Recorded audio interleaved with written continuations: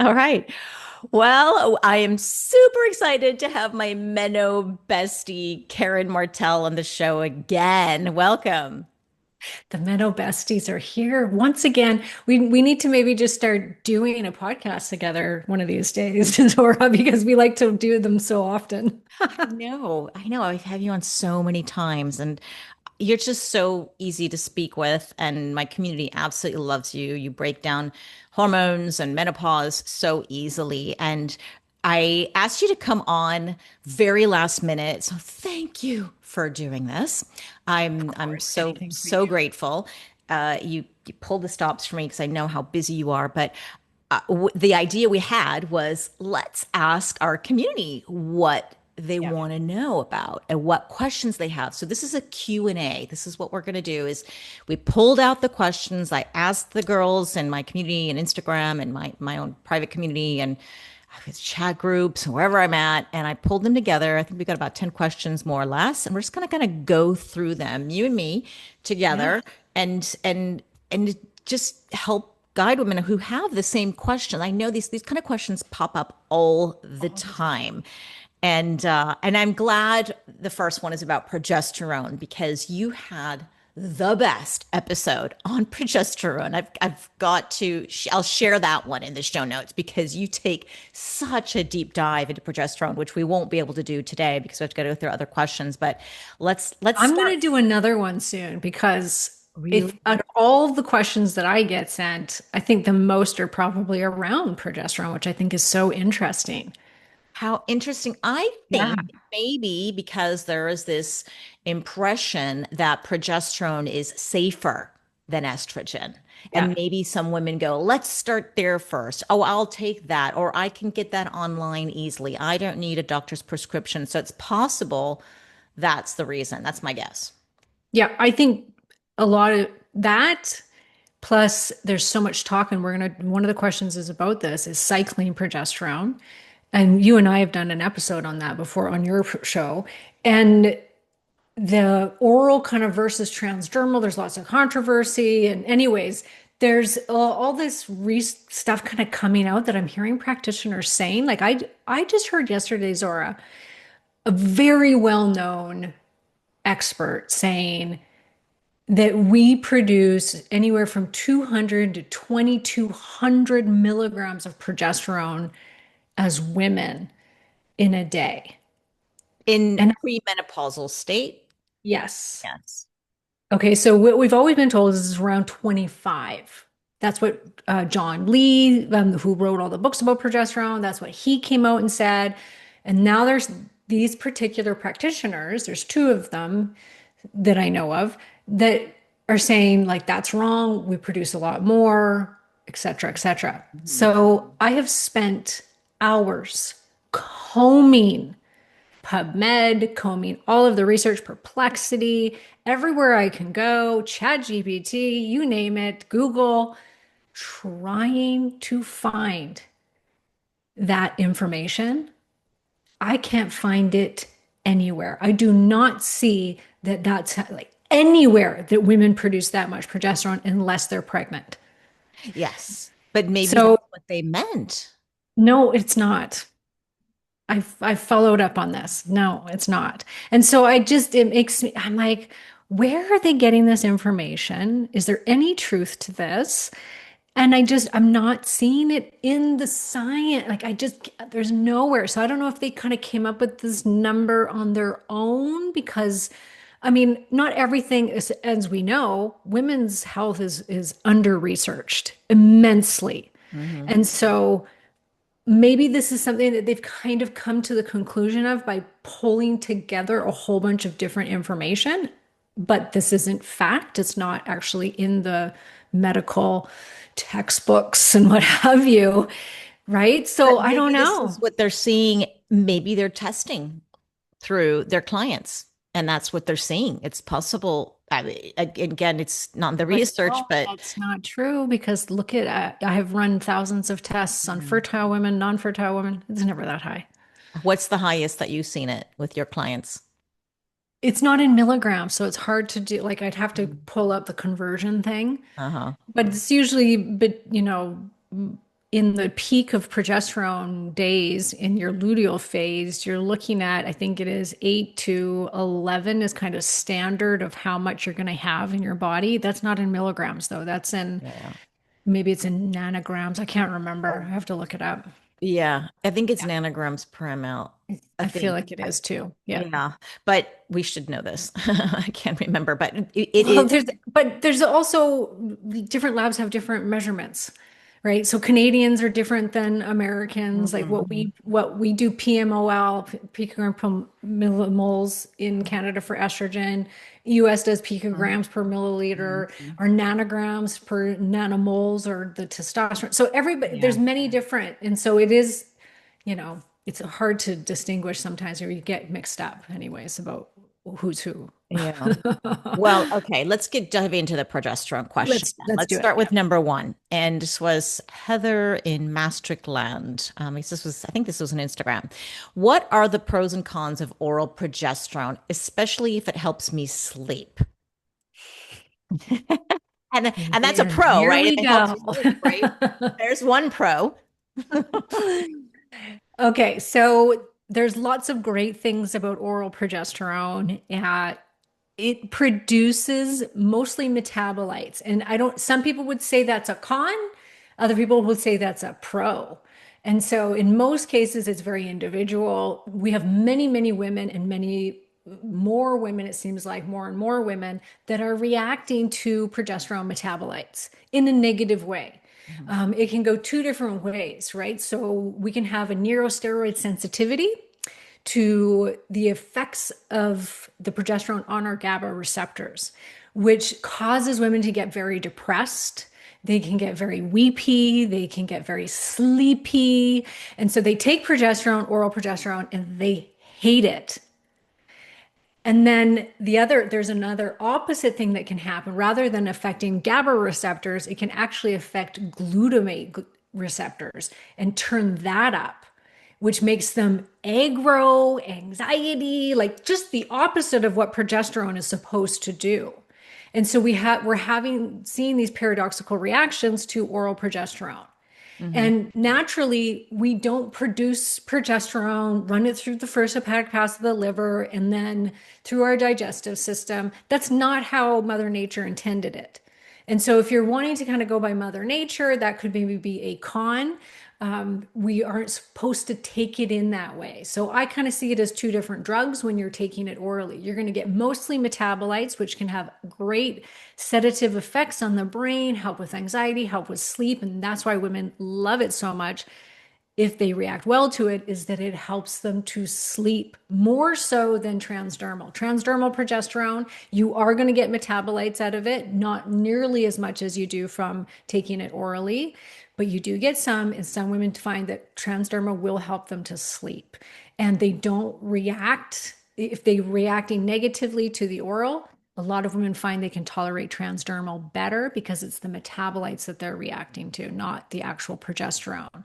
And then you lose most of the actual progesterone when you take it orally. So that's another negative, is women are always given, oh, here's your 100 milligrams of oral progesterone, and that's like the standard dosing. Well, they estimate we only get about 10 to 20 milligrams of actual progesterone from that oral. And sometimes I just don't see that being enough to counterbalance the estrogen and HR when someone's on HRT, especially if they're getting their estrogen to therapeutic levels. So there's pros and cons to both, and it's what works for you. And we have to mention as well that we're assuming they're talking about progesterone, because a lot of women may not even know that there's progestins, which is, we call it synthetic versus, and I don't like these words synthetic and then the natural progesterone, because natural quote unquote progesterone is made also in a lab, right? Yep. It's just that it's bioidentical. It's identical to the one in your body. So I first want to, because a lot of people mix those words around. They say, "Oh, I'm taking progesterone," and they're taking a progestin, which is not what we're looking to have. We're trying to avoid those things if we can. And so in the US, you've got the bioidenticals prometrium. In Europe, we've got one called Cedigestan. I don't know if you have that in Canada as well. Mm-mm. But we've got then you've got the synthetic, which is like Provera, right? And then when you mentioned, actually, that's when it's true in our community. We see as well women who are like, oh, I absolutely love it. And I take it at night and it helps me sleep. It helps me relax. And then you have completely the opposite. And if you remember, I think in our, yeah, our episodes, because we both interviewed Dr. Felice Gersh, and she was like, if you're taking oral progesterone, and it's making you feel sleepy and groggy and you love that, you are actually, there may be, and she just said, didn't she have evidence for this? But in her mind, she was like, wait a second, we're actually sedating the brain. We're probably not a good thing long term. And then she talked a lot about vaginal progesterone Yeah. instead. You may be changing her stance, Dr. Gersh. I watched her talk down at E4M in Las Vegas last year, and she found some evidence that showed that it could be detriment. I don't want to even say the word detriment because people will take this and run with it and freak out. Yeah. Okay. So let me just say, ladies, there are millions of women on micronized oral progesterone, and they're doing exceptionally well. We're not seeing this massive increase in heart problems or breast cancer from taking oral micronized progesterone. That said, there is very small amount of evidence that shows too much progesterone metabolites can cause breast inflammation, as well as what Dr. Gersh talks about, causing heart issues. But she doesn't have concrete evidence. She says there needs to be more research done, but now she's starting to question, should we be giving oral progesterone? And I Mhm. love that she's open to changing her stance on this. I think we all have to be as practitioners. It's like, what is going to be best for this woman? And if we have to suddenly change our stance on this because there's new information, then we should be changing our stance on it for Mhm. the safety of women. And so she thinks that maybe vaginal progesterone will be what she leans more towards moving forward. Yeah, and she's doing all this experimentation with herself. She's looking at her clients, and that's what I think clinical research, or just your experimentation, or with yourself, or with your clients or your patients, is really really important to see how are people reacting as well. So yes, and just to clarify as well, is that the cardiovascular risk is what she found is the arteries like tightening up a little bit A little bit. with Yep. the oral versus the vaginal. And so my question to her was, are you using cream or oral in the vaginally? And she said she's going to try both. So I don't know. This was last year, so I don't know, if you've seen her since and all I that, but haven't, but I really want her to come on the show and talk about her new findings about it because I think it is interesting. And I always say, should we mess with Mother Nature? mhm. Probably not, right? Yeah. Like when you really think about it, she does everything on for purpose. Yeah. And as I said right from the beginning, we don't naturally put it through our liver, and not that we naturally put a lot of the stuff we do through our liver, right? There's a lot So, of things we don't do naturally, and it's working just right?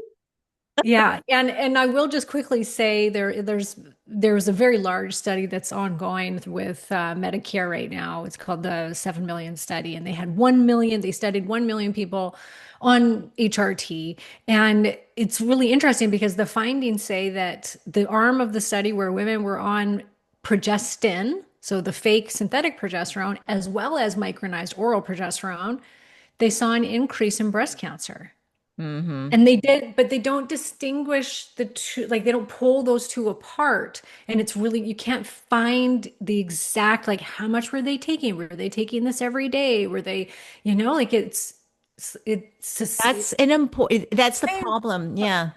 When I went to the European Menopause and Andropause Society, there was a lot of presentations. This was in Valencia a couple months ago. All these presentations on hormones and how to deliver, and the studies and the research, and a lot of the research, most of it was still on the synthetic progestins, conjugated equine estrogen, which is kind of old school. I'm like, why most are we still doing have been studies? that. Like, can't we Yeah. just move on? Right? Like, we have other Please, things people. that are better, that at least, and if we don't have enough research showing that they're better, well, then let's do the research showing that. Yes. Yes, What but are we you're waiting right. for? Majority of the research is on old HRT. Yeah, But the million study was very diverse. It was one of the It was a very large study, and it actually replicated the same outcome as the WHI, which I thought was really cool. So it showed that women that were on the estrogen only arm actually had a reduction in breast cancer. Hmm. Same percentage too. It was like 21% reduction in breast cancer And this is the conjugated equine estrogen. and transdermal bioidentical estrogen Oh, patches. oh, they were using both in that study. Oh, Yes. interesting. Well, we want Yeah, the head-to-head study, we do. against that each other. We But just have to raise a few billion and we can do this yeah, ourselves, Laura. if anybody wants to donate, let's get the study done. Yeah. Uh, so okay, let's move on. And there's the next one is about what is the best remedy for getting rid of night sweats? Okay. What's your best remedy, Laura? I think it's quite clear that, well, the main trigger for night sweats is a drop in estrogen, right? And estrogen is regulating our body temperature. So to me, the gold standard is bioidentical hormone therapy. It's been proven. There's a lot of research on it. It works. When I look at other things, it's not to say ignore your diet and lifestyle. I think I always say you can't out hormone a bad diet and lifestyle. We need to work on those things anyways. But when the research that I'm looking at, when I'm like, oh, what supplements, pycnogenol or black cohosh, the research is mixed. Like you'll find studies that support it, other ones that don't. So it doesn't have the results that I'm finding in the literature as it does with bioidentical hormone therapy in general, HRT. Hmm. So I'm a night sweater and have been since day one of my perimenopause experience. At first, I did find the herbals worked wonders, and then they stopped working. HRT got rid of my hot flashes and night sweats by about 80%, but I was still waking up at least once a night in a night sweat. Few things. When I started to correct blood sugar, like really hone in on my blood sugar stability, I've always had been prone to hypoglycemia. My hot flashes and night sweats dropped extensively. So there is a massive blood sugar component to them. The other thing, caffeine and alcohol. So if you're on HRT, because I think that's the number one intervention is because that's why they start. Our temperature dysregulation starts to happen in the brain. Now we have night sweats because of this estrogen loss. Sometimes it could be from progesterone loss, but normally it's estrogen. If you've got the HRT in place, you're at an optimized level and you're still experiencing these things, now we start looking lifestyle, diet, blood sugar, how much caffeine are you drinking? In all sources is hidden. Chocolate, dark chocolate kills me. If I eat dark chocolate, I'm night sweating all night long. Really? Wow. Yes, it's Wow. terrible. What about spicy food? I know. And spicy food for hot flashes more so than the night sweats. Mm, Yeah. mm. Yeah. And So alcohol, it for is good sure. to, and then I know a alcohol's terrible. lot of women, yeah, who's just total sleep disruption with alcohol. And Yeah. and yeah, your liver's trying to process this at 2 a.m, right? It just wakes you up and then you're all hot and sweaty. And I want women to understand too, you don't have to be waking up in a dripping sweat. You can have, like, I'm the kind of person that I was always like asymptomatic, quote unquote, because I didn't realize that there were other symptoms, but the typical ones, I'm like, no, but I was kicking off the sheet at night. I was like, that's a menopause symptom. I now know and so it's not just, and it wasn't, yeah, again, like not dripping sweat, but there's a sign right there. And in the beginning, I was wondering, is it because I'm in Thailand and it is really hot in here? Like, and then I'd ask my husband, "Are you hot?" And so you do get confused sometimes, Yeah. but just yeah, just so you know, if you're hot, feeling hot, kicking off the sheets, that is a Yes. sign that you probably have a little bit low estrogen in relation to progesterone, right? Yep. Absolutely. Yeah. And I hear that from a lot of women actually. They'll say, I don't get hot flashes or night sweats, but I definitely notice temperature dysregulation where they just, like you said, they're just hot at nighttime. I have an 8 sleep and which is a mattress cover. If you've never heard of this, it's a mattress cooling cover. It cools or heats depending on where you put your temperature at. Like you set it in an app. throughout the night, but it also auto adjusts. And so if my body starts to heat up, gearing up for a night sweat, my mattress will actually start cooling itself down.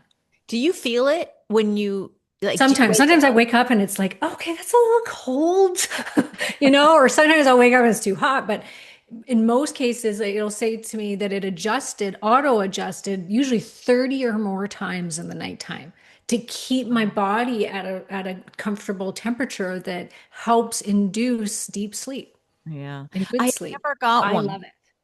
Yeah, I get a lot of people asking about it. So you love it. You think it's a good investment 'cause It's it's not cheap, right? no, it's not cheap, and it is one of the top favorite hacks that I have Yeah. for women. Yeah, like I love it so much. I could not live without it. Do you think Dr. Felice Gersh would say, like she said, for example, if you need vaginal estriol or estradiol, it's because you don't have enough estradiol running through your body. You shouldn't have to need it. A woman in her 20s who's got plenty of estradiol, she doesn't have a dry vagina. So I'm wondering with people like you and me who are like, well, wait a second, our hormones should be optimized. Do you think she would go, nope, you got to go higher? I think so, yeah. I think she would say that because she's a firm believer that if you're having these symptoms still, Hmm. then and including in vaginal dryness, then you need to up your estrogen, your systemic estrogen, which makes sense, right? Hmm. Getting them back to the levels we were at when we were younger should take care of the vaginal tissue. But we typically don't get women that high. Hmm. Even because it doesn't take a ton of estrogen to optimize a woman. So she's getting that kind of protection that she needs, where she's having no joint pain. She's got a clear brain. This isn't just about getting rid of those hot flashes. It's many different things that you can get from, let's say, a milligram a day of estradiol. But that isn't bringing your levels to where you were as a cycling woman at 20. Hmm. Yeah.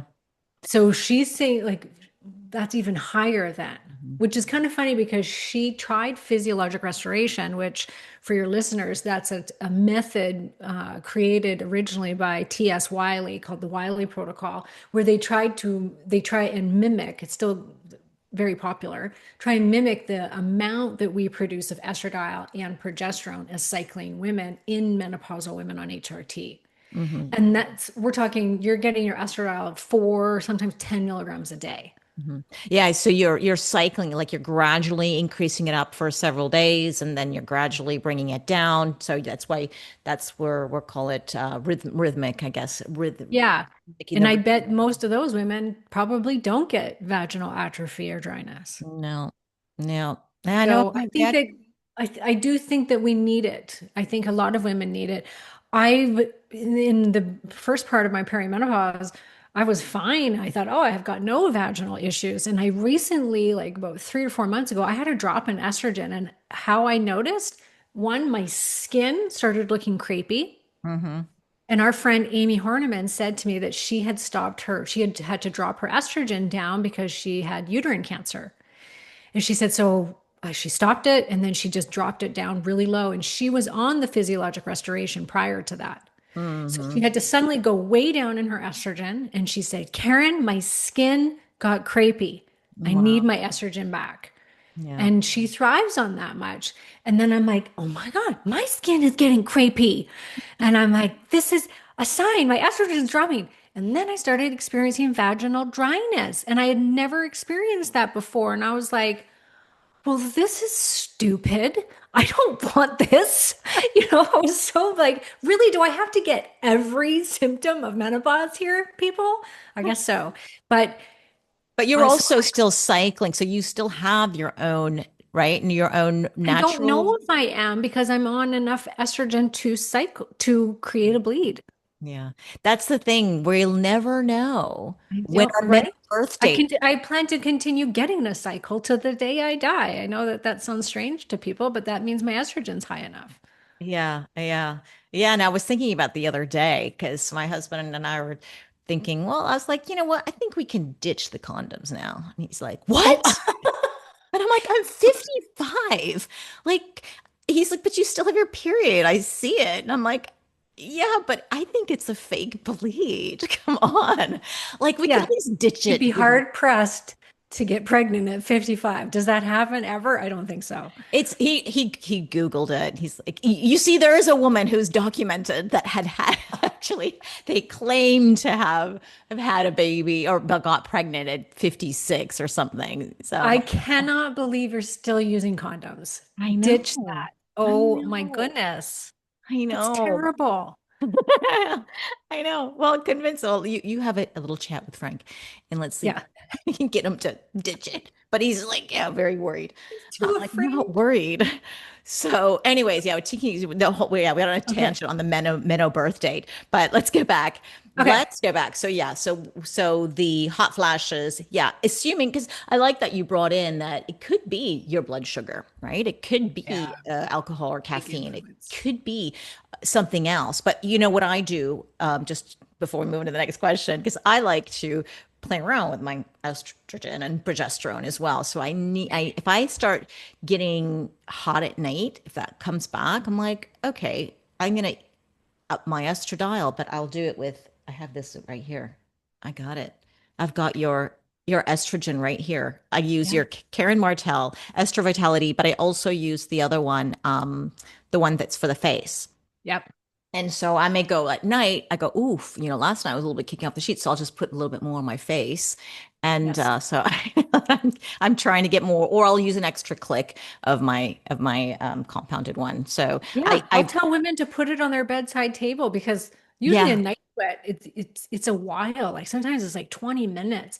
So if you wake up and you feel the heat coming on, reach for that estrogen and just give yourself a little pump. I'll rub it right on my chest, and then it's like a matter of minutes. It's done. Go back to sleep. yeah, it's a great tip. Keep it by your bedside. And And the sometimes women progesterone too. forget. They're like, oh, I forgot if they're taking it at night. Ah, I forgot. And then you get the night sweat. And so there you go. You just, Yeah, yeah, the timing too. I'll say that is ladies split dose it. If you're on estrogen HRT, always split dose it. It runs out of your system usually within 5 to 6 hours. Some people it's even sooner. So always do, half in the morning, half at bedtime. If you are struggling more at bedtime than you are during the day with hot flashes, then take more at nighttime than you do in the morning. how important do you think it is to get it at exactly the same time? Like you're an No, 8 not a.m. important at girl, all. 8 p.m. or No, nor does it matter how much. Like women will be like, I don't know, should I be pumping like a hard pump of your estrogen cream or like a little mini pump? Like, what is considered a pump? And what if I get too much? And what if I'm like, look, our hormones are changing hour to hour, day to day, week to week, year to year. They are never static, ever. So if one day you're getting a milligram and the next day you're getting two, and then the next day you're getting 0.25, that's actually more physiological, I think, than the opposite. So do not stress about it. The only thing you're looking out for is, are you optimized and do you have a relief of all your symptoms? Because if you don't, then that's telling you you do need a dose adjustment. hmm. What about if you forgot and you skipped it entirely and you didn't have any reaction, but then you wake up going, oh my God, I forgot to take my nighttime dose. I Same thing. always do. No Oh big my deal. God. Yeah. I mean, the menopause brain, like, let's be honest. Yeah. These Yeah. things happen. Like, I'll forget that I haven't changed my estrogen patch for like 4 days. And I'm like, oh, I guess I'm probably not getting anything from this anymore. And I'm lazy and I'll forget to put because I always put an extra pump on now in the mornings. Sometimes I'll even do it at nighttime. So I'm changing it constantly. Uh-huh. Okay. No Okay. problem. Yeah, I just No problem. picked up my testosterone, like you can see right here, because I ran out and they gave me the wrong formula. I didn't like the Simpson they break. And I was like, God, now I'm like 3 days without my testosterone. Oh, I'll go And weeks without taking my testosterone. yeah, And yeah. then I But start I've been using it told by again. another menopause or hormone expert, no, no, no, your body wants to have this all the time. And I'm like, It does, but it's not detrimental in the sense of if you yeah, miss a day, it's not a big deal. Like I do injectable. So I'll do an injection and then sometimes I'll go 2 weeks without an injection just to give my receptors a break because yeah. testosterone gets very dulled. Like the effects of it has a very strong negative feedback loop. So Sometimes I'll use more than other times. And I like to kind of have it go up and down with my levels. But testosterone stipulate can be a week, 10 days, even longer in the system. It can This be is the 2 weeks. yeah, I've got a good question. Remember when I called you, I was texting you, and I'm sure there are other women like this. These are great questions. They are. I think these are problems we all deal with all the time. Yes. So, remember when it must have been the first time I skipped a period. Oh yeah, I had my surgery and I missed a Mm. period. And I'm like, well, wait a second. Now what do I do? Because do I wait until it comes back or do I bring back my pretend I had a cycle, kind of calculate the day that I had my cycle, that I would have had my cycle, even it skipped, and then try to do cycle in I Yep. think it was my progesterone. It was my progesterone. Do I cycle it in? Do I leave it? And you had a great answer for me. Do you remember? Yes, and I get this a lot because when we're in our late perimenopause, the period's all over the bloody map. And so sometimes I'll go a month without one, 2 months without one. Sometimes I've gone 3 months without that. And then suddenly I'm getting it every 2 weeks. And this is a person on HRT for heaven's sakes, a hormone practitioner. And so this is very normal, everyone. And you do the best you can. But if you stop your progesterone, so you're cycling it, and normally, let's say, then you would get it your period, but it doesn't show up. Pretend it did. Start counting to day 14 and start taking your progesterone. And if the period happens to come let's say a week later, then you start over and you start counting from day one. Hmm.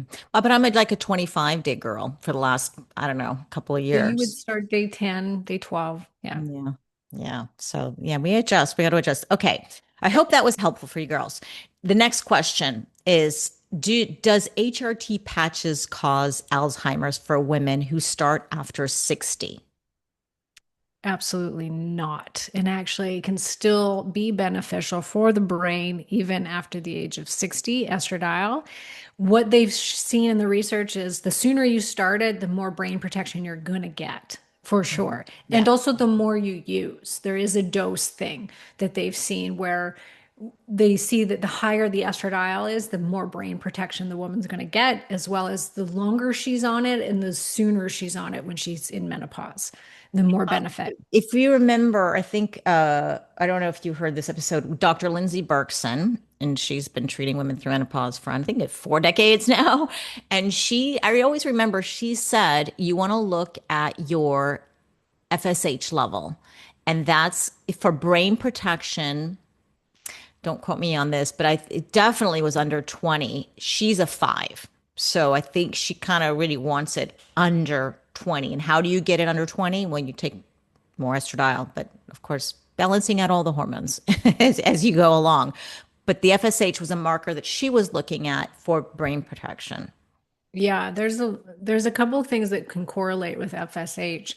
I haven't heard that one before, and I haven't heard that to get it that low. I'm surprised she would say that because I don't think she's on that high of a dose of estradiol. And you usually need to be on quite a high dose. So the Wiley protocol, going back to the physiologic restoration, their goal is to get you around the 5 with FSH by using a lot of estradiol.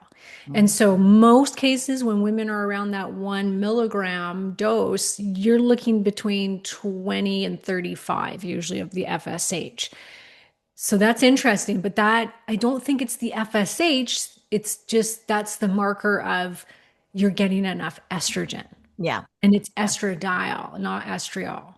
And Yes. let's be very clear about that. But the one study out of Arizona it showed for women that were, on it for 6 years or longer postmenopause had the really, really great brain protection from Alzheimer's and dementia, like between 70 and 80%. Yeah, we have to remember, I think most of the research is showing that, but I think this woman, I remember when this study came out in March 2025. So I think there was somebody shared this. It was a news show or something somebody shared with me. And then I went and I looked for the study and it was looking at women. It was like 70 women more or less. And I think they were all over the age of 70 who started HRT like a decade before and then they found out that they had more tau protein, which is a hallmark of Alzheimer's, but they didn't see any difference in their amyloid beta plaque. And that's the stuff that we're looking for. So I think that was more like, oh, it's a higher risk of dementia, but it had nothing to do with Alzheimer's. And then I was looking at the study, I was like, what were they using? What kind of hormones were they taking? And I don't, it didn't say, if I recall correctly, but it was kind of like you could assume it was probably using the synthetic conjugated equinestrogen and the progestins and things like that, because that's usually what the most research has been using, and that's, I think we could only make that as, if I just can't remember. I remember not being able to find the formula, and I was like, they're probably just using, the synthetics as I think so. I think the equine estrogens were brain protective, like only. I very, think it was only, but I yes, think it was. But if but you not had it with with the a progestin. progestin, yeah, Yeah. Yeah. Then we're talking, which makes sense. It's the progestins that were really the toxic chemical. yeah, And exactly. there are some, like when you start to research that, you will find little pockets of research that say that there's no effect from HRT on brain. And it's like, Mm. come on. Yeah, And yeah. luckily, Lisa Mosconi I think she just published a paper last year, did she not, showing Yeah. the benefits of HRT Oh estrogen? yeah. Yeah, yeah. Yeah. If you go read her book, it's all about the receptors of estrogen receptors in the brain, and it's very, very clear in my mind Yeah. that And if even Dale Bredesen, he's the leading researcher in Alzheimer's. And I had him on my show, and he said up front, like, oh my gosh, yes, like hormones have so much to do with it. You want to replace thyroid, estradiol, progesterone, testosterone. Testosterone's really important for our brain. Mhm. Progesterone helps with the myelin sheaths, the little protective sheaths around our nerves in the brain. Like, Yeah, I just interviewed Dr. Terry Walls. She's yeah, all about, she has MS. She's yeah. reversed it. She's very famous for this TED talk that she did, and she's got a whole program around the Wiley protocol, the Walls protocol. And I asked her, I had her on again a second time. I had her on a long time ago, and I had her on again a second time because my audience asked for her. So I was like, okay, let's get her back on, and she clearly stated, yeah, hormones are a very important part for neurodegenerative diseases. So it's pretty clear. So I think it's good. Earlier the better. That's very, very clear. Now, if this woman is in her 60s, and she wants to get started, then I would say find a very qualified menopause doctor who can help you and guide you through this, answer your questions and your concerns, and give you the information that you need. And it's usually what I learned from Dr. David Rosensweet when going through his program, the menopause method. He was teaching the doctors to just go low and slow with somebody who's older. Look at obviously all of the other biomarkers. It's not just about hormones. Maybe they're insulin resistant. Maybe they got other issues that need to be addressed. But always, look at their cardiac markers, everything that you would maybe be concerned about, and then you just guide her through. And he's got plenty of women who started HRT after the age of 60, and they're doing great. So you Yeah. just need to find the right person who can help you. Yep. Okay, next question. We only got more, but we only have a few more minutes. Well, maybe about 10, 20 minutes. The next question is DHEA safe to take with estradiol and progesterone? I am currently on both the estradiol patch and oral progesterone. I've been on HRT for 3 years. My testosterone level is very low, around 2, while my estradiol level is at 125. We don't really know the picogram. I'm assuming picograms. I previously tried testosterone gel through my doctor, but didn't like how it made me feel, and so expensive through a compounding pharmacy. I've heard DHEA can be a gentler, more natural way to support testosterone levels in women. Is it safe to use DHEA alongside a hormone regimen? Absolutely. But I would not depend on it to increase your testosterone. I have seen thousands of labs. I never, ever see it working to raise testosterone to good levels if someone has truly low levels of testosterone. So Mhm. for her, I would say talk to your doctor about trying testosterone cypionate if the cream didn't work for you. Testosterone cypionate can What's be that? much What's percent. testosterone So cypionate? then suspended in an oil and you inject it. Oh, okay. Subcutaneous, Okay. intramuscular. Most women prefer to do it sub-Q. It's a once a week or twice a week injection. It slowly releases throughout the body. We just have much better luck with it, and it's much more affordable. And then she could play around with the dosing until she finds a dose that makes her feel good, right? So you would just use less. So she could give that a try. DHEA, though, is an extremely important hormone. It does deplete with age, just like all the rest of the hormones. It is a prohormone. So, yes, it does help to make estradiol, it helps to make testosterone. We just don't see it having this massive impact on our levels. I never see it. So yeah, interesting. Now you see it because the if you do some research, you'll say it'll increase. It can convert into testosterone, and And it does. It's just not in it's high enough this is amounts. very low levels, Yeah. and probably not enough to combat the symptoms that women are having, whether it's low libido or low motivation. Then it's if you're not Yeah. feeling it. I mean, if you do, then maybe it can. But again, you see thousands of women. You've read so many blood tests that I yeah, think in combination, like if somebody can't get testosterone and they want help raising their testosterone, I would 100% put DHEA in that protocol. yeah. Because even if it helps a little bit, that's great. Plus, it counterbalances the catabolic effects of cortisol. It's very anabolic, helps with our blood sugar, which all of these things can also help boost that testosterone. We have to remember testosterone, we make more than half of it outside of the ovaries.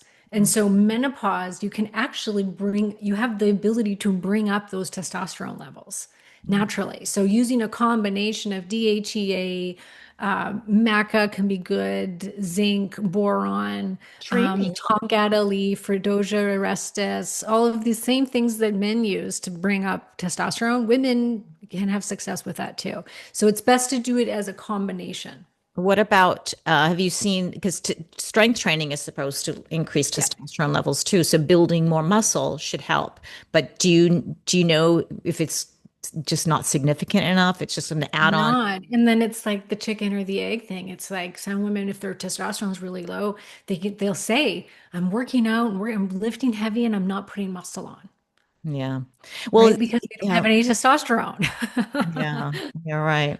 You're Yeah. right. So it can So, help. It can yeah. help. It's that holistic, protocol that you have to do to raise the testosterone naturally.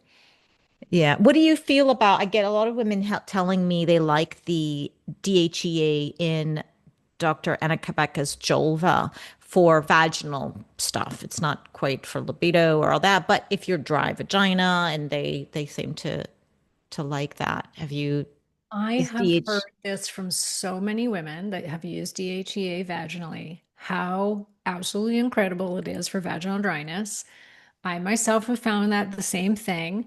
And you'll be happy to know I have a vaginal moisturizer coming out next week. I Oh, don't know if it's really? being aired, but next week it's called Velvet V and Love it it. has DHEA and estriol in it. The two things that have been shown time and time again in clinical experience as well as research to really, really help with vaginal atrophy and dryness. Oh, nice. Yeah. Okay, send me a It's a very bottle when clean that product. comes. It's great. It's over the counter, ladies. We've got coupon code and everything for you. So check it out. Oh, that's good because what I love Yeah. about your creams, I know that there's no nasties in there. Like Yeah. you, But I do have to say, hers is fantastic. Jolva's great. Women love Jolva. And yeah. I love Rebecca. She's amazing. Yeah, she's got a very clean product, and that's why I've been recommending it. I see get some good feedback, but yeah, I don't like people buying who knows what with what chemicals and then putting it inside your vagina. Mm, I prefer to play it safer and go with Yep. with you now. Yeah. That's wonderful. I'm so excited to see that, and I like that because you added the estriol, which is clearly going to have an impact, and Yeah. so those two together is just going to be amazing. Mhm. Okay, next question. Low dopamine due to sudden loss of hormones on HRT, but still struggling. Okay. So in cases of, I don't know why she thinks she has low dopamine, but Hmm. yes, estradiol affects dopamine. It helps us to be more sensitive to dopamine, helps it to stick around longer, even can help with a little bit of the production side of things. And so some women are very impacted by the loss of estrogen on their mental health and the other hormones too. And so if you feel like your mental health is still struggling, even though you're on HRT, you need to look at how your dosing is. You know, like, do you need more? It's going back to that what we were talking about with Felice Gersh saying that the vaginal atrophy shouldn't happen, and we shouldn't have to use a lot on the outs, right on the vagina if our levels are high enough in the body. And that same with if menopause was the trigger for the depletion of your dopamine. So you didn't have mental health issues before, and then suddenly you're in perimenopause and menopause, and you're suddenly feeling low, depressed, you're not getting pleasure out of life anymore. Maybe you got more anxiety, and you start HRT and you don't really notice anything. I would talk to your practitioner then about adjusting the dose and trialing. And this is all we can do. We have to biohack ourselves. You guys are all biohackers if you're listening to Zora. And don't be afraid, I don't think, to increase. These are hormones that you've lived with for the majority of your life in copious amounts. And so to go, I'm going to double my estrogen for a month and I'm going to see if I notice a mental health increase, like better mental health. Hmm. You know, check it out. And it could also be the delivery method is not working It for you. could You're not be. absorbing Yes. it. And so it's could be dosage, could be amounts, it could be the delivery method. It can move from a cream to an oral or from a gel to a patch. And we're all different. It's Yeah. incredible how to see the variety of women who There's get no different. one size fits all No, no. And then hormone. it changes, especially when we're perimenopause and we're like, oh, we got to change again and again. I mean, and as we age and as our skin gets different, right? We may not absorb it as well either. Maybe we need to put on a different body part as well. Or, we can't, we have, it's called with the skin fatigue or something like that, where we just, yeah. Which I've heard isn't true, but yes, Really? some people say you should always rotate your sites. I hear that that's not true, but some people say it is. So who knows? Sounds Try like it. it, see if it works. Some people need to go to injection because their skin's thick and they can't, the patch doesn't work, cream doesn't work, and they have to do injectable estrogen. We've had that with some of our clients. So if you're seeing a doctor that's like, it's this way or no way, move on Yeah. because you need to be looked at as an individual. We all need different things. There's no one size fits all protocol when it comes to HRT. And I will just say, I listened to this great video of a monk talking about women, and he never actually said menopause, but I think he was very clearly talking about this transitional period that women go through. And I've heard this before. I've watched Wayne Dyer's Shift. I don't know if you've watched that, Zora. Oh, it's so great. Everybody should watch it. It's on YouTube. It's free. It's a movie. He stars himself in this cheesy show, but it's all about the different shifts that we have through life. And women going through the perimenopause and menopause phase, we go through a massive spiritual shift. And maybe you're not into this, but if you are, and you're on your HRT, you've optimized your HRT, and you're still feeling low, like something's missing, your mood's different, you feel unsettled, you feel like maybe something needs to change in your life.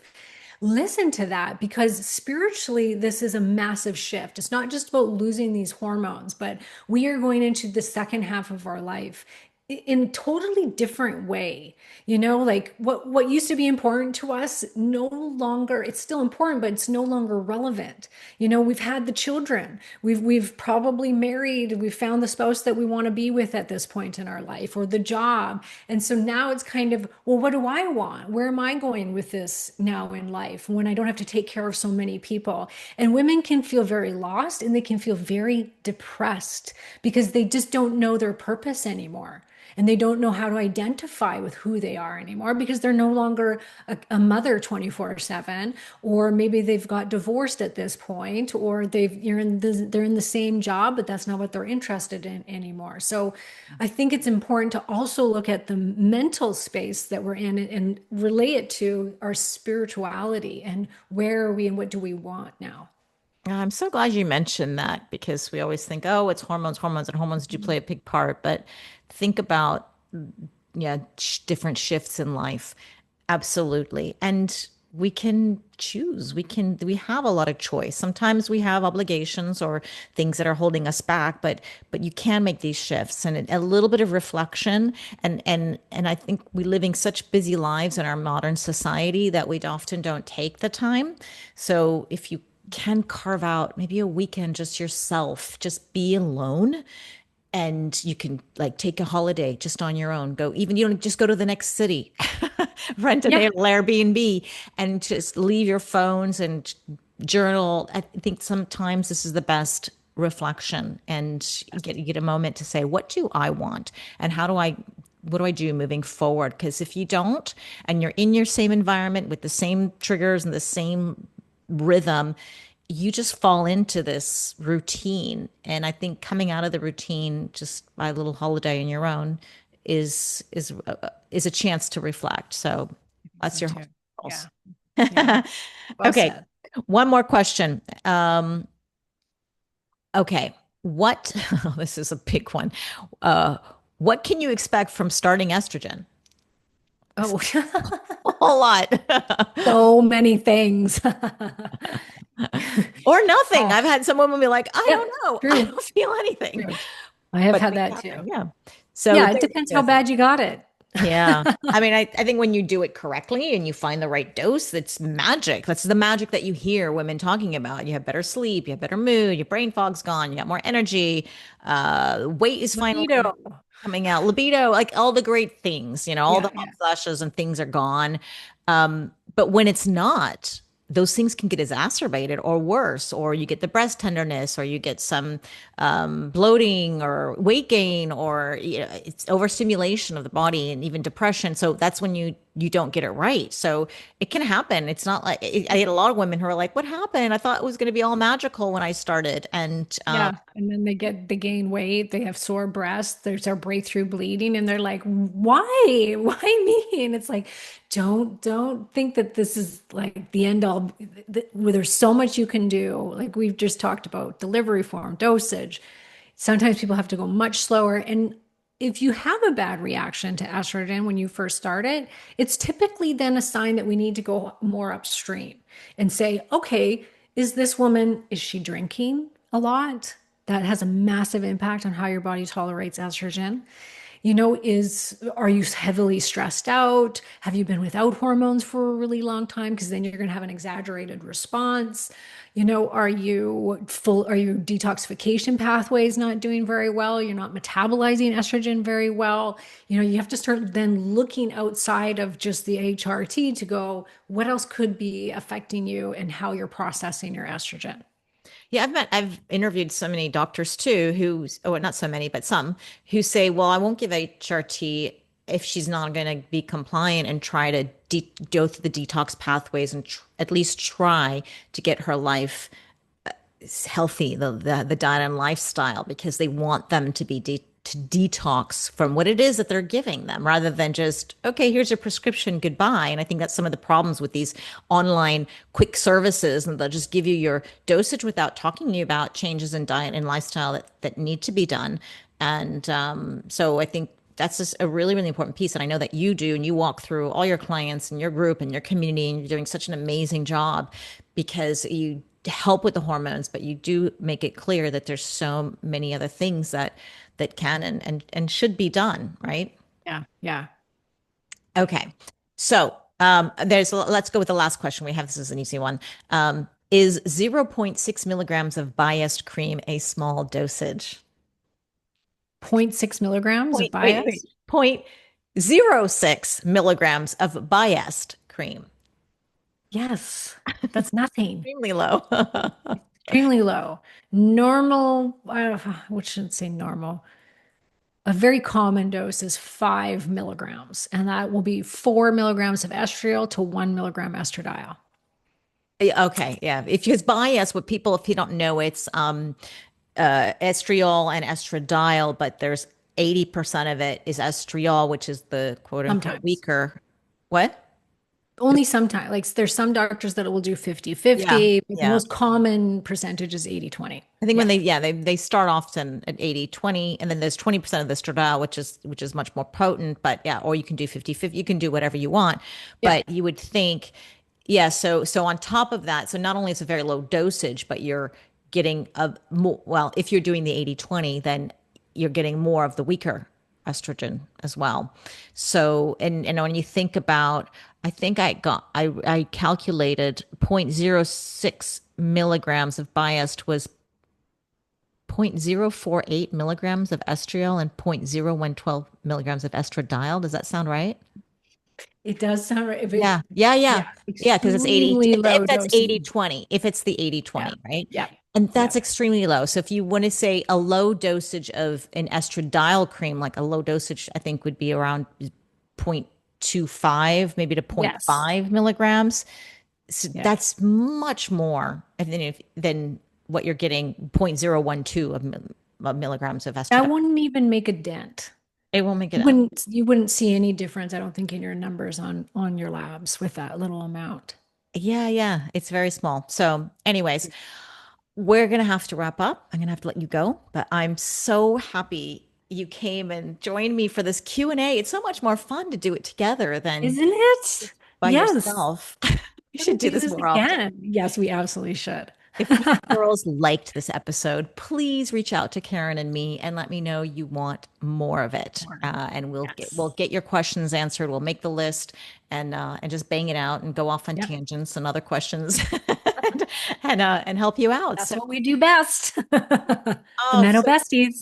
yes, definitely. I want you girls to, if you don't know Karen yet, oh my gosh, where have you been?